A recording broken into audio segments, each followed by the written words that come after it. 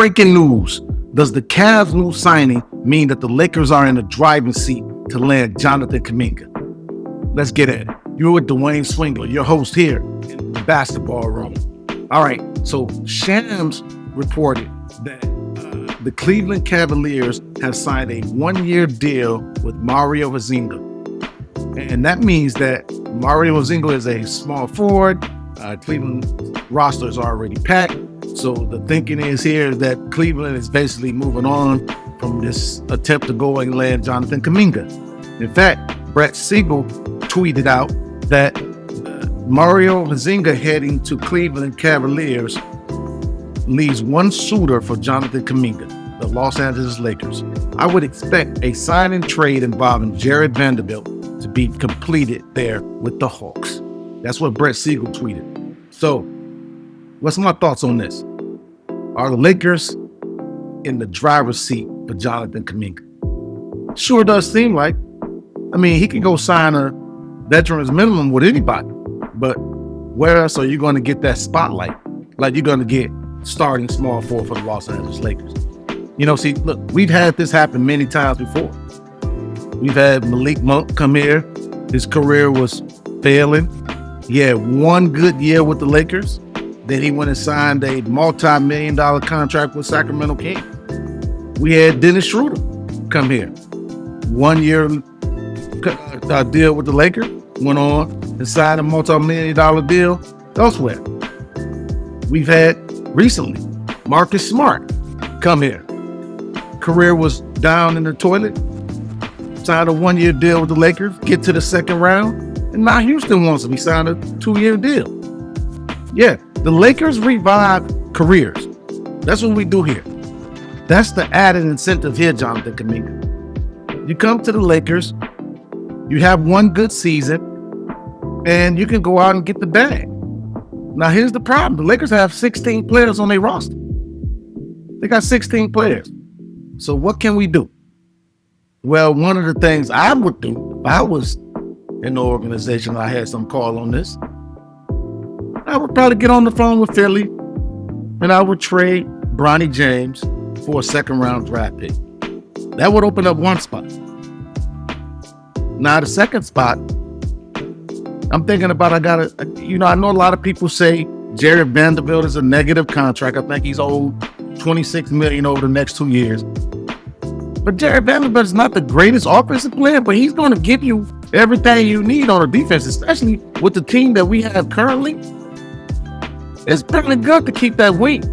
I mean, he will try to run through a brick wall for you. He's a good defender. I think there's still something in the tank with Jared Vanderbilt, especially with the right pieces around him. And I think we got those pieces now. He doesn't need to be so offensive minded. Be in that dunker spots because we got enough shooters. I think he'll be all right.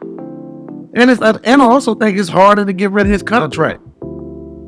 You're not going to waive and stretch him. You know, that's dead money against the salary cap. So we're not going to do that. So that means we got to figure out how we're going to get rid of somebody else. I don't think they want to get rid of Hardy. I think Hardy got a relationship with Luka. I think, it saddens me to say this, but they might want to try to get rid of Dalton Connect. And I like Dalton. I don't think Dalton got a fair shot with the Lakers. But I think it might be Dalton Connect. Because they got to at least get the roster down to 14 spots. They're at 16 right now. So, Bronny, I'll let Bronny go and let me get a second round pick for that. Let me build up my stash. But we got 3 second round picks available right now. And a 1 pick swap. So let me build up my cash capital any way I can. Having 4 second round draft picks. Better than nothing. It's better than nothing. That's definitely something that I would be thinking about. And so now, what kind of deal would Jonathan Kuminga want to come here on? Per reports, what I'm hearing, he doesn't want to sign and trade because a sign and trade at a minimum, it has to be 3 years. Now, I said in the earlier video, he could do 2 years and player option on that last one because, Rob Pelinka and the Lakers give out player options like they can. So he could do that. But for what I'm hearing, he don't want to do that. He doesn't want to do that. He wants He wants he's thinking more about a prove-it deal, something that he can get into free agency a little faster. See, Jonathan Kuminga is real caught up in the bag without showing it on the floor. That's how you end up, caught up in the fuck around. That's how you end up getting caught up in the fuck around. If I was advising Jonathan Kuminga, either take the 1-year deal now while it's still on the table, or do a 3-year deal, 2-year guaranteed, 1-year player option. It might not be what you want, but it's a way to get your feet in the ground. The Lakers have your bird rights because it's a sign and trade. Because if you don't do a sign and trade and you come in and you play well, it's almost guaranteed you got to leave the Lakers. So the only incentive the Lakers got out of that is just let's, hope that we can win with him 1 year. I don't know if Jonathan Kuminga moves the needle that much. I mean, we just signed Matisse Thybulle.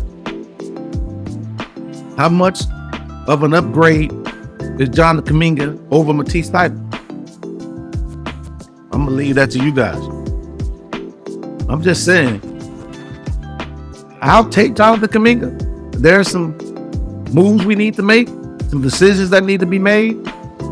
There's 2 players that you got to get rid of, so you can take back 1. Do the math. You got 16. You got to get rid of 2, take back 1, so you get to 15. Who are those 2 players? I just told you my opinion. Although I'm sad about Dalton Knecht because I think he's going to go somewhere else and he's going to do well, as many of our Lakers do.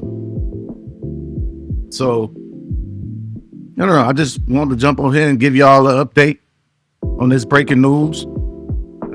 Do you guys think that put the Lakers in the driving seat to land Jonathan Kuminga because the Cavs have just signed another small forward? I don't know. Let me know what y'all think in the comment section. If you like the content, please like and subscribe. Hit that notification bell so you don't miss any videos I drop. And I'm out of here. It's your boy Dwayne Swingley. You in the basketball room.